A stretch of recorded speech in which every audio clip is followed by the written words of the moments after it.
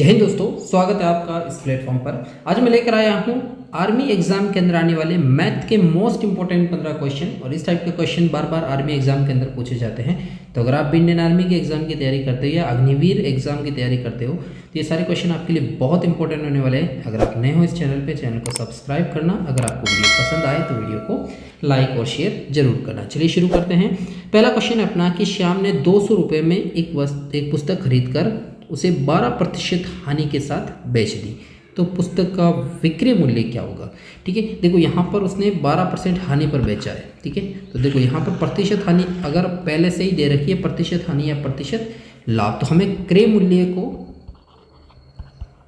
क्या मान के चलना है, 100 रुपये। ठीक है, और विक्रय मूल्य क्या होगा। अब देखो विक्रय मूल्य कैसे निकालेंगे, या तो लाभ होता है या हानि होती है। तो अगर 100 रुपये की चीज़ पर हानि होती है तो उस चीज़ को घटा के लिख दो, जो नंबर दे रखा है, और अगर लाभ होता है तो जोड़ के लिख दो। तो यहाँ पर 12.5 से 1/2 का मतलब क्या होता है, 12.5% की उसको हानि हो रही है। ठीक है, तो यहाँ पर अगर 100 रुपये की चीज़ पर 12.5% की हानि हो रही है तो उसका विक्रय मूल्य क्या होगा, 87.5। ठीक है, अब उसने कहा कि 200 रुपये में खरीद कर, तो क्रय मूल्य कितना उसका 200 रुपये, तो बताओ उसका विक्रय मूल्य क्या होगा, x। इसको क्रॉस मल्टीप्लाई कर दो तो x बराबर हो जाएगा 200 इंटू 87.5/100। ठीक है, देखो यहाँ पर सबसे पहले इन 2 जीरो से ये 2 जीरो कट गया, और अगर हम इसका पॉइंट हटाएंगे तो नीचे 1 जीरो और बढ़ जाएगा। ठीक है, या फिर यहाँ पर नीचे 10 लिख दो। अगर हम गुणा करते हैं 2 को 875 से, तो ये होगा अपने पास 5 दूना 10, 15 हासिल का 1, 16 और 1 17/10 है। नीचे 0 से 0 कट गया, तो उसका जो विक्रय मूल्य वो कितना होगा, 175 रुपये। ऑप्शन नंबर बी अपना राइट आंसर होगा।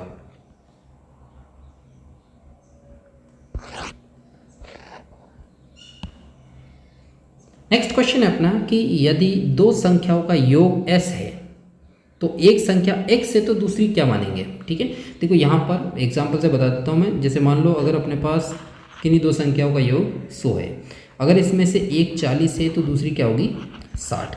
अब ये 60 कैसे आया, जब 100 में से हमने 40 को माइनस किया तब जाकर अपने पास क्या आया, 60।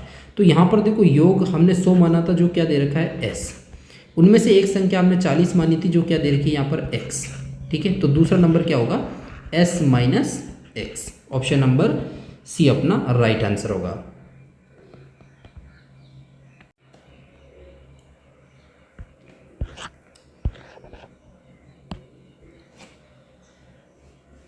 क्वेश्चन नंबर 3 है कि 5 वर्ष पूर्व 6 सदस्य वाले एक परिवार की औसत आयु 20 वर्ष थी। ठीक है, देखो ये बात कब की कर रहा है, 5 साल पहले की। सदस्य कितने हैं, 6, और उनकी जो एवरेज एज है वो कितनी थी, 20। तो उनकी टोटल एज कितनी हो जाएगी, 20 को 6 से गुणा करेंगे तो 120 साल। ये इन 6 सदस्यों के जो परिवार है उनकी 5 साल पहले की कुल आयु है। ठीक है, अब अगर हम वर्तमान में आते हैं, ठीक है, तो वर्तमान में सदस्य 6 है।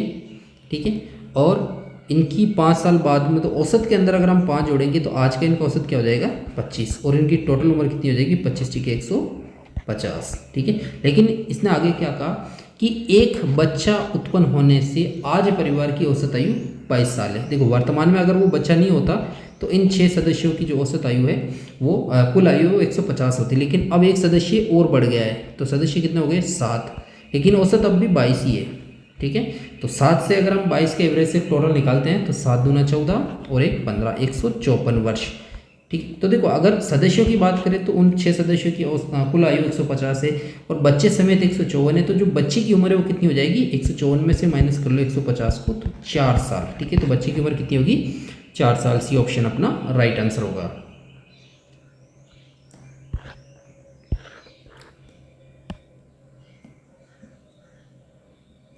नेक्स्ट क्वेश्चन है अपना कि इनमें से सबसे छोटी संख्या क्या है। देखो 4 नंबर दे रखे हैं, इनमें से सबसे छोटा नंबर हमें पता करना है। पहला अपने पास 0.009।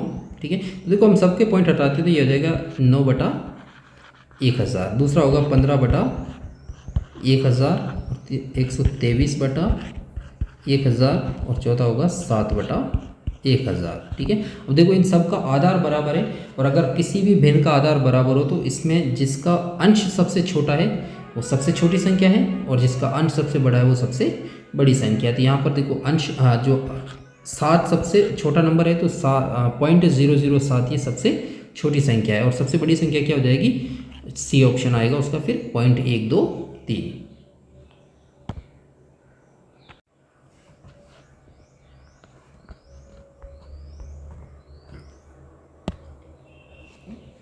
नेक्स्ट क्वेश्चन अपना कि वे छोटी संख्या ज्ञात करें जिसे 15 जोड़ने पर संख्या 20, 25, 30 और 35 से प्रत्येक से पूर्णतः विभाजित हो। ठीक है, तो देखो यहाँ पर छोटी संख्या की बात किया तो हमें क्या करना पड़ेगा, सबसे पहले तो इनका एलसीएम निकालना पड़ेगा। 20, 25, 30 और 35। ठीक है, एलसीएम हमेशा एक साथ निकलता है, तो यह 2 का भाग 10, 25 में नहीं जाता है, 30 में 15 बार और 35 में नहीं जाता है। फिर 2 का भाग देते हैं तो 5, 25, 15 और 35 के अंदर 2 का भाग नहीं जाता है। अब 2 के बाद 3 का जा रहा है, 5 में नहीं जाता है, 25 में भी नहीं जाता है, 15 में 5 बार और 35 में नहीं जाता है। ठीक है, अब 5 का देंगे तो 1, 5, 1 और 7। अब जाएगा 5 का और फिर 7 का। ठीक है, अब अगर इनको आपस में गुणा करते हैं, देखो 2 दूना 4, ठीक है, 4 तिया 12, 12 पंजो 60, यहाँ तक आया 60 और 7 पंजो 35। ठीक है, अगर हम 35 को 60 से गुणा करते हैं तो 6 पंजो 30, हासिल का 3, 18 और 3 21। ठीक है, तो इसका एलसीएम कितना आया, 2100। अब इसने कहा कि 15 जोड़ने पर, तो देखो एलसीएम के अंदर इस टाइप का कोई भी क्वेश्चन आ जाए तो उसके अंदर अगर कभी भी जोड़ने की बात करें तो हमें क्या करना है, घटाना है। ठीक है, और घटाने की बात करें तो जोड़ना है, इस चीज़ का ध्यान रखना है। और शेष बचे के अंदर अगर शेष बचे की बात करें तो उसमें हमेशा जुड़ता है। तो यहाँ पर अगर 2100 में से 15 घटाएंगे तो क्या बचेगा, 2085। 2085 में बड़ी से बड़ी संख्या है जिसमें अगर हम 15 जोड़ेंगे तो वो 20, 25, 30 और 35 से प्रत्येक से पूर्णतः विभाजित हो जाएगी। ऑप्शन नंबर सी अपना करेक्ट आंसर होगा।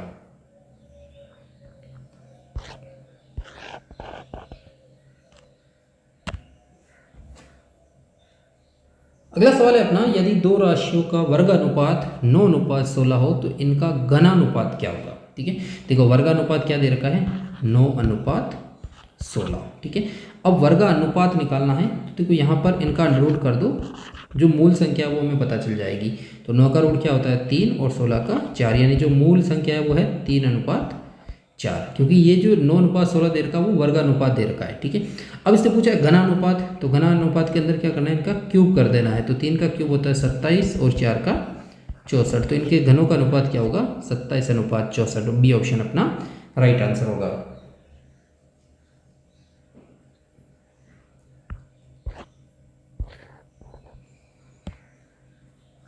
नेक्स्ट क्वेश्चन अपना कि किस वार्षिक दर पर 5 वर्षों के लिए लगाई गई राशि के आधे के बराबर साधारण ब्याज प्राप्त होगा। ठीक है, देखो यहाँ पर सिर्फ वर्ष दे रखा है, ना हमें राशि दे रखी है ना ही उसका ब्याज दे रखा है। ठीक है, तो हम मूलधन को एक बार क्या मान के चलते हैं, 100 रुपये।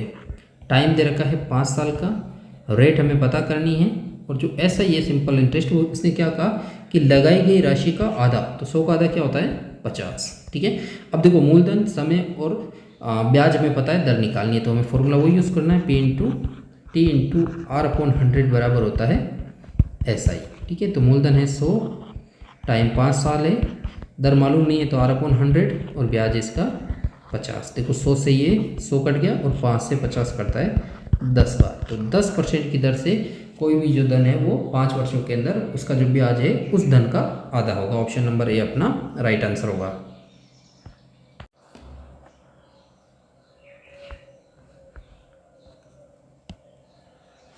अगला क्वेश्चन है अपना कि 54 किलोमीटर प्रति घंटे की चाल से चलती हुई एक बस एक बाईपास को 15 मिनट में पार करती है, तो बाईपास की लंबाई क्या होगी। ठीक है, देखो बस की चाल दे रखी है 54 किलोमीटर प्रति घंटा। ठीक है, 54 किलोमीटर प्रति घंटे का मतलब क्या होता है कि वे दूरी तय करती है 54 किलोमीटर कितने समय के अंदर, 1 घंटे के अंदर। ठीक है, अब उसने एक बाईपास को 15 मिनट में पार किया, तो 15 मिनट को अगर हम घंटे को मिनट में चेंज करते हैं तो 60 मिनट होता है। तो हम इस तरीके से भी बोल सकते हैं कि 54 किलोमीटर वो 60 मिनट में जाती है। तो बताओ 15 मिनट के अंदर, इस बार समय 15 मिनट है जो दे रखा है, या उसमें वो कितनी दूरी तय करेगी, x, वही हमें पता करना है। वजन गुणा कर दो तो x बराबर हो जाएगा 54 × 15/60। ठीक है, 15 का भाग 60 में 4 बार और अगर हम 4 और 54 को काटते हैं तो देखो 2 से काटते तो ये हो जाएगा 4 और ये 27, और 27 का आधा क्या होता है 13.5, यानी वो 15 मिनट के अंदर उसने 13.5 किलोमीटर की दूरी तय की। ऑप्शन नंबर सी अपना राइट आंसर होगा।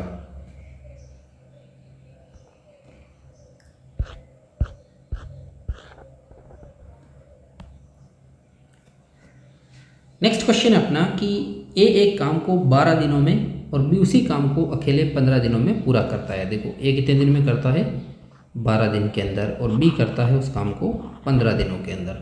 बी ने अकेले 6 दिन तक कार्य किया। देखो यहाँ पर दोनों साथ काम नहीं कर रहे हैं, बी ने अकेले 6 दिन तक काम किया है। तो अगर बी ने 6 दिन काम किया तो बी का 6 दिन का काम कम हो गया। कितने दिन का काम बचा है अभी भी 9 दिन का। ठीक है, तो उस काम को ए कितने दिनों में करेगा, तो ए के नीचे एक्स मान के इसको क्रॉस मल्टीप्लाई कर दो, दिया हो जाएगा 15x बराबर 12 × 9, और 15 गुणा में कहाँ चला जाएगा भाग में। अब इसमें से जो कट रहा है उसको काट दो, जैसे 3 × 5 = 15, ठीक है, और 3 चौक 12, ठीक है, 9 चौक 36/5, और 36 में अगर हम 5 का भाग देंगे तो 5 × 7 = 35, बच गया 1/5, यानी 7 से ही 1/5 दिनों के अंदर उस बचे हुए काम को ए पूरा करेगा। ऑप्शन नंबर बी अपना राइट आंसर होगा।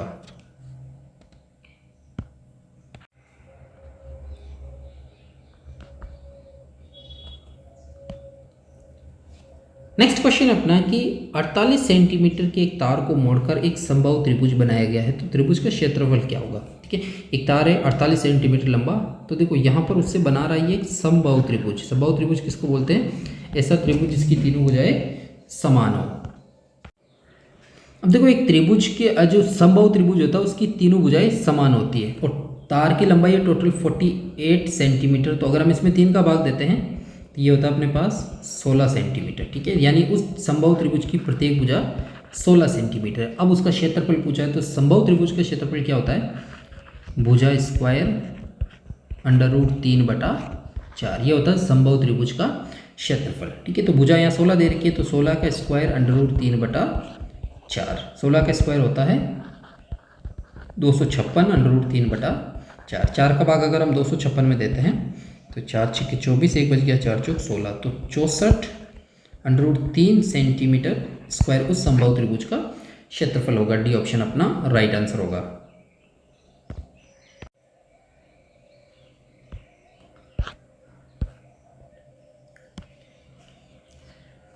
अगला क्वेश्चन अपना कि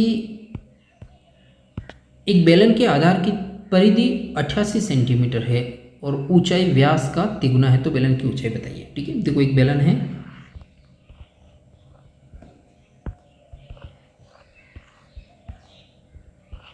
ठीक है, इसने कहा कि जो इसका आधार है, ये आधार होता है, ठीक है, इसकी परिधि है 88 सेंटीमीटर।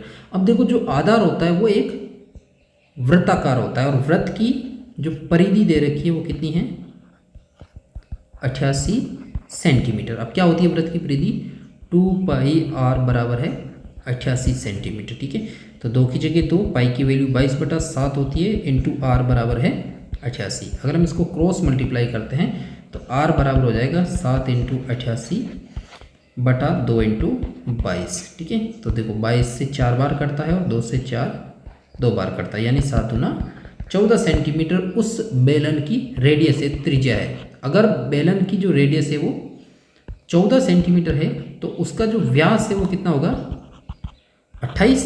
ठीक है, और इसने क्या कहा कि जो ऊंचाई है वो व्यास का तिगुना है, तो व्यास अगर 28 है और इसका अगर हम 3 गुणा करते हैं तो 28 दिया 84, यानी 84 सेंटीमीटर उस बेलन की ऊंचाई होगी। ए ऑप्शन अपना राइट आंसर होगा।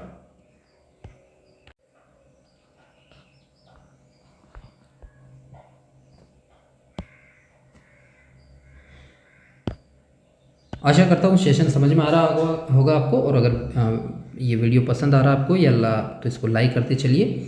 अगला क्वेश्चन है अपना कि 8x - 3 - 5x - 5 बराबर है 7x + 7x में x का मान क्या होगा। देखो एक समीकरण दे रखी है जहाँ हमें x की वैल्यू पता करनी है। ठीक है, अब देखो 8x - 3 - 5x + 5 बराबर है 7x। ठीक है, तो यहाँ पर 8x में से अगर हम 5x को माइनस करेंगे तो क्या बचेगा 3x, और -3 और -5 क्या होता है -8 बराबर है 7x।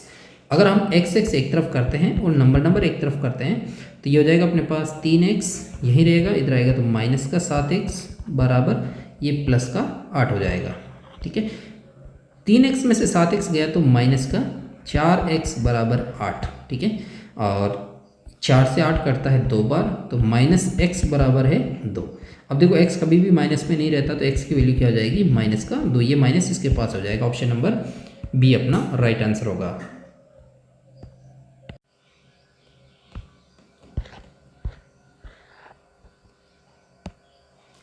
नेक्स्ट क्वेश्चन अपना कि 4 tan square 45 degree minus cosec square 30 degree plus coat square 60 degree का मान बताइए। ठीक है, अगर आपको ट्रिग्नोमेट्री की सारणी याद है तो इस क्वेश्चन का आप आंसर इजी कर सकते हो। देखो यहाँ पर सबसे पहले दे रखा है 4, बीच में कुछ नहीं है तो 4 और 10 के बीच में तो मल्टीप्लाई होता है।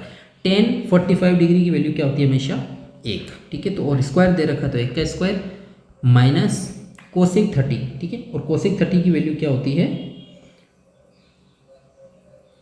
2। ठीक है, तो 2 का स्क्वायर प्लस कोट 60 डिग्री। ठीक है, तो कोट 60 की वैल्यू होती है 1/√3 का होल स्क्वायर। ठीक है, अब अगर हम इनको आगे सरल करते हैं तो ये हो जाएगा 1 का स्क्वायर 1 और 1 को 4 से गुणा किया तो 4 माइनस 2 का स्क्वायर 4 प्लस 1 का स्क्वायर 1 और √3 का स्क्वायर सिंपल 3। देखो यहाँ 4 से ये 4 कट गया तो कुछ नहीं बचा, क्या बचा अपने पास लास्ट में 1/3। ऑप्शन नंबर डी अपना राइट आंसर होगा।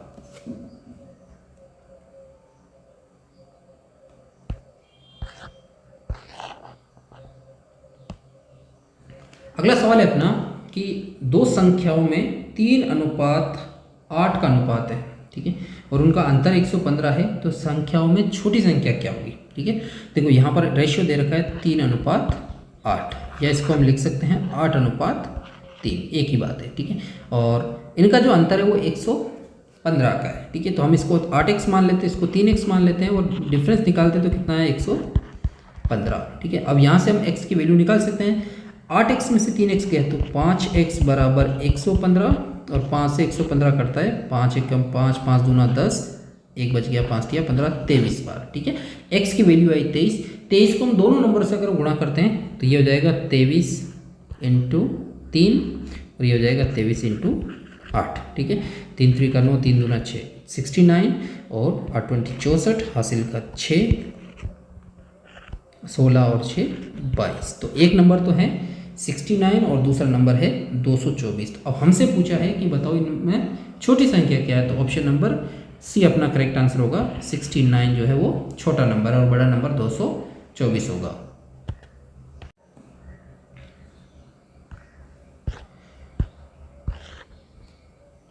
और लास्ट क्वेश्चन है आज के सेशन का कि एक चुनाव में 2 प्रत्याशियों में से एक को 40% मत मिले और वे 100 मतों से हारता है तो जीतने वाले प्रत्याशी के मतों की कुल संख्या कितनी होगी। देखो यहाँ कुल वोट नहीं पूछा, इसने जीतने वालों के वोटों की संख्या पूछी है। ठीक है, अब देखो यहाँ पर प्रतिशत का क्वेश्चन दे रखा है तो हम एक बार मान के चलते हैं कि कुल कितने वोट पड़ रहे हैं 100 में से एक उम्मीदवार को 40% मिलते हैं।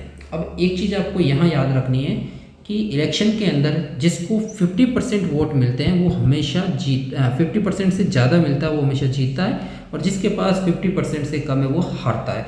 तो यहाँ पर 40% वाला हार रहा है, तो जीतने वाले को कितने मिल रहे हैं और हारने वाले को कितने मिल रहे हैं यहाँ से पता चल जाएगा। तो हारने वाले को अगर 40 मिल रहे हैं 100 में से, तो जीतने वाला कितना प्राप्त कर रहा है 60। अब अगर मान लो इलेक्शन 100 वोटों का होता तो अगर जीतने वाला 60 और हारने वाला 40 वोट ले रहा है तो इनका जो हार जीत का अंतर है वो कितना है 20 वोटों का। ठीक है, अब इसने आगे कहा कि यदि वे 100 मतों से हारता है तो वास्तव में जो अंतर है वो 100 वोट का है, तो अंतर के नीचे लिख दो 100 वोट। अब हमसे क्या सवाल पूछा है कि बताओ जीतने वाले प्रत्याशी के कुल मतों की संख्या कितनी है। तो जीतने वाले का निकालना है तो इसके नीचे x मान के क्रॉस मल्टीप्लाई कर दो, अगर कुल निकालना है तो कुल के नीचे x मान के क्रॉस मल्टीप्लाई करना है। तो ये जाएगा 20x बराबर 60 × 100।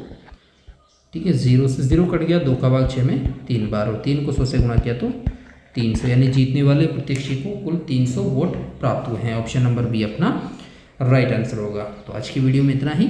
अगर आपको वीडियो पसंद आए तो वीडियो को लाइक करना, नए हो चैनल पे चैनल को सब्सक्राइब करना। मिलते हैं किसी एक और नई वीडियो में, तब तक अपना ख्याल रखिए। जय हिंद, जय भारत।